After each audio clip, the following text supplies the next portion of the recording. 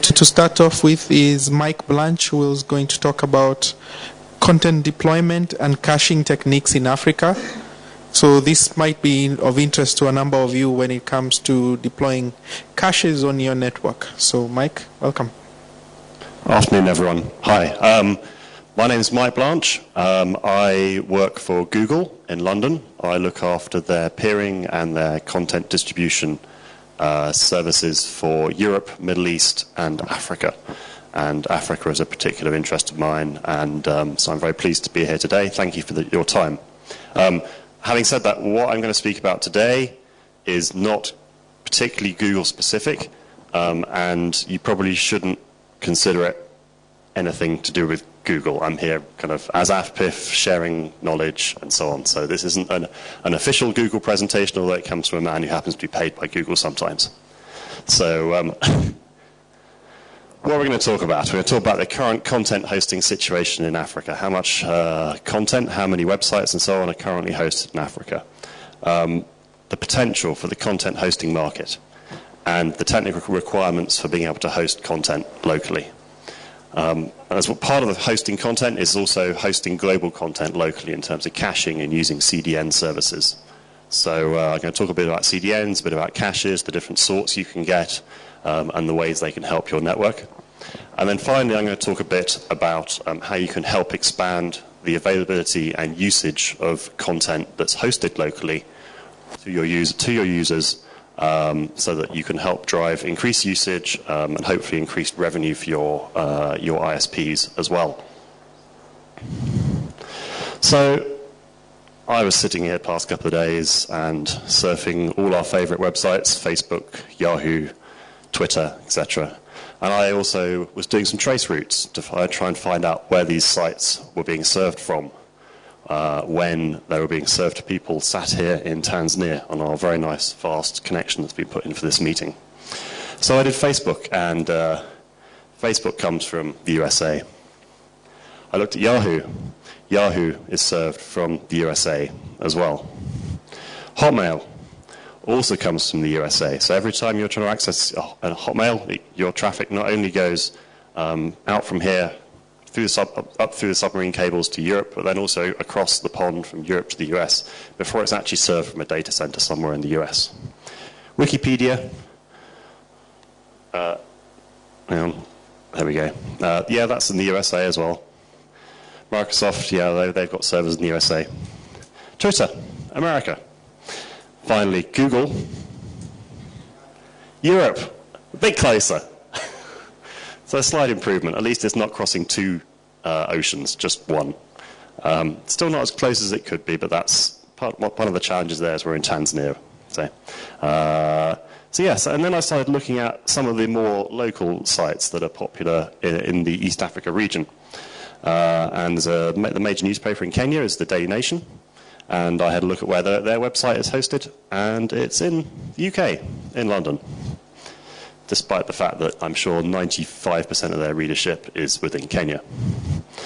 The Standard, another newspaper in Kenya, that's hosted in the USA. Kenya Airways, now they call themselves the Pride of Africa. Where's their website hosted? USA, oh dear. Pride of America.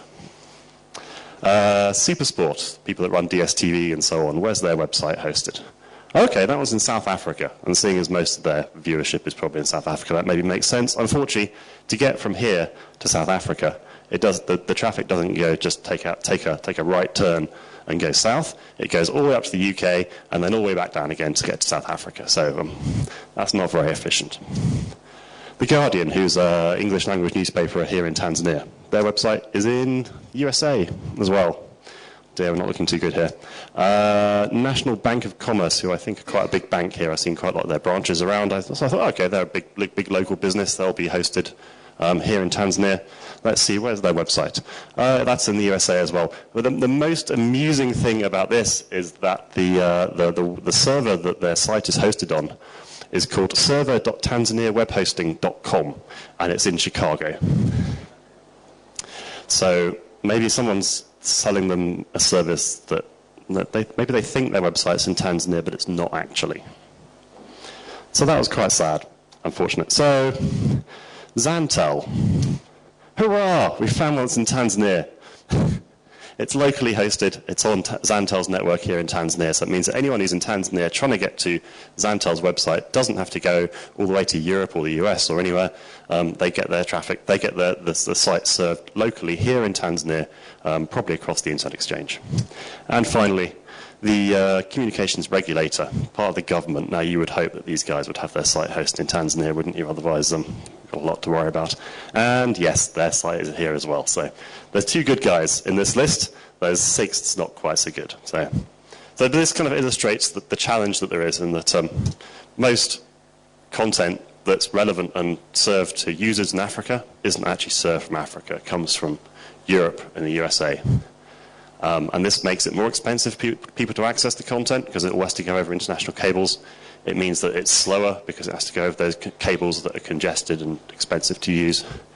And it means that it's high latency. So if you're using Hotmail, so when you click on an email, it takes a long time for that to go all the way up to Europe or the US and then back again to load the new screen and so on. And some of the causes of this are the fact that there is limited international internet capacity. So that's changing now with the new submarine cables that are landing in East Africa and West Africa now and over the next year or so. That's becoming less of an issue, still a bit of an issue, but less of an issue. There's limited national and regional fiber networks.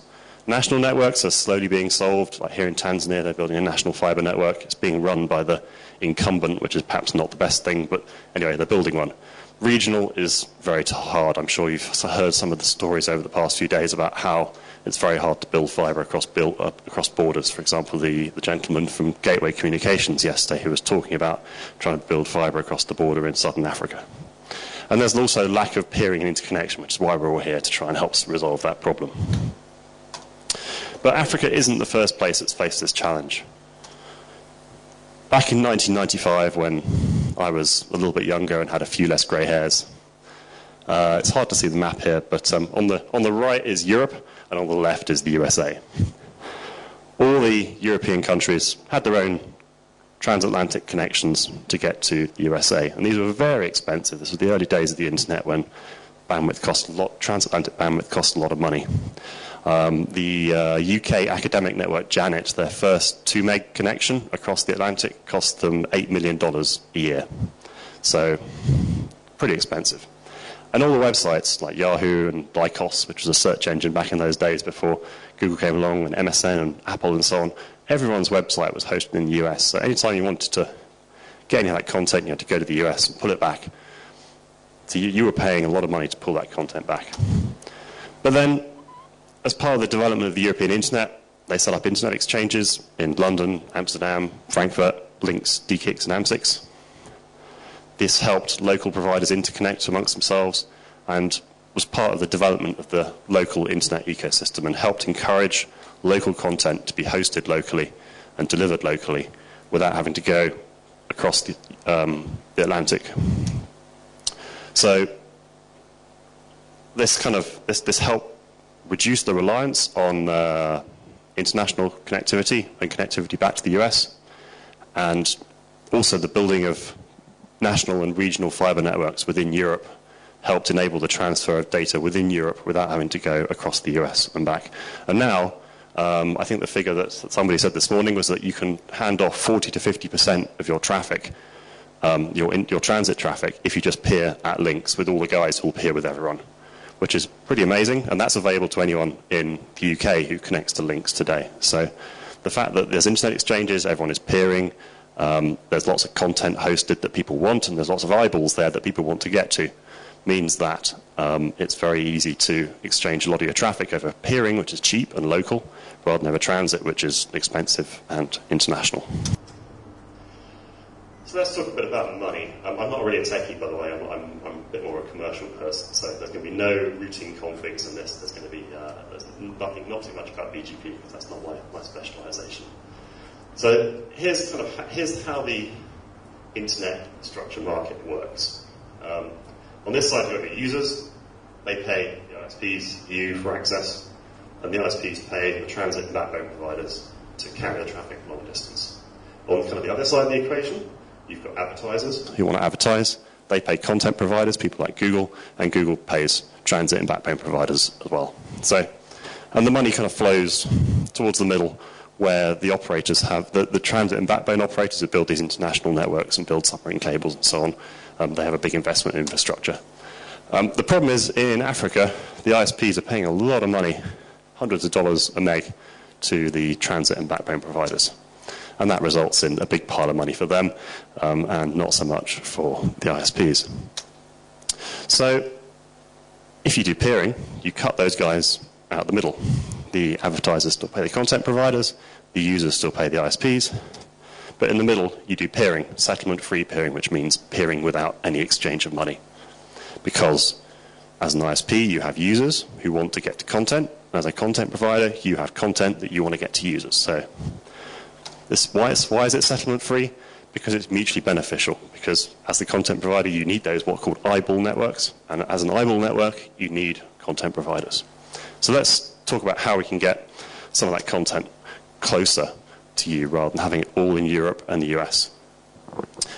So you can host locally relevant content.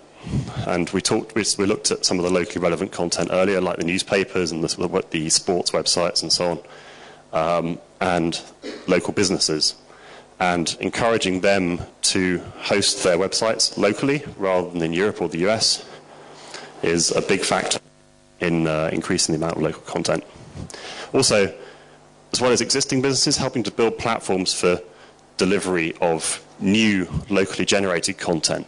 So YouTube in itself, as a website, has no content on it at all. It only has on it what people upload. So if someone here was to develop an African version of YouTube, or some other similar service that was used user-generated content, then having that hosted locally and delivered locally to users could potentially provide better performance than some service that's hosted on the other side of the world. And the third option is that you can deliver hosting services to the world, and we'll talk a bit about how you can do that. You may think, well, how can I do that when I'm here and customers are in Europe or the US or wherever? But we'll talk about that in a minute. So for that, you need to build local hosting and content creation platforms. The second thing you can do is that globally available content, the Facebooks, the Googles, the Yahoos, you can help bring that closer to the users by using caches and CDN services. And then the third thing to do is to help expand the availability and usage of that content to help increase local traffic and decrease your reliance on international traffic. So we'll go through each one of these things in turn. So content hosting services. Now, before I worked for Google many years ago, I used to run a web hosting provider, and we used to offer all these services here. So we did co-location, where you put servers in other people's data centers, in data centers that belong to customers. Do managed hosting, where you kind of rent a server to a customer so they can have an entire server all for themselves.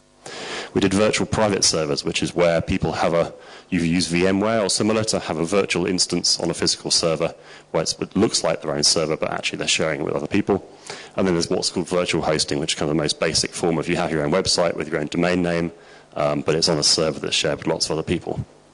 And in terms of the market, this market is pretty damn big. The co-location market in the UK, France, Germany, and Netherlands alone, just those 4 countries, that's a $3 billion a year market in a couple of years' time. So there's definitely opportunities in this market. So to actually host content, you need a facility, a server, bandwidth, and interconnectivity. I don't need to tell you guys that. That's pretty basic. In terms of the facility, you can have a big, shiny data center, or you can have well, maybe not a shed, but something a bit more secure than that. A building would be good, but it doesn't have to be at either this extreme or this extreme. Something in the middle is fine, as long as it kind of meets these criteria. It has to be secure, has to have fiber connectivity, ideally, or wireless connectivity to various operators, has to have power backup in terms of UPS and generator, has to have aircon to keep your service cold, and ideally carrier neutral, which is Mark was talking about earlier, and is where you don't require people to buy bandwidth from any particular provider. Now, that's not essential, but it helps. Then you need servers. Ideally, servers on the left, not like the burnt server on the right. And run web server software on it. And if you're running lots of websites on a particular server, you need some kind of management layer, something like Plesk or cPanel or VMware if you're running virtual private servers. And then when you get more complicated, you can kind of build a hosting platform that has kind of a front end with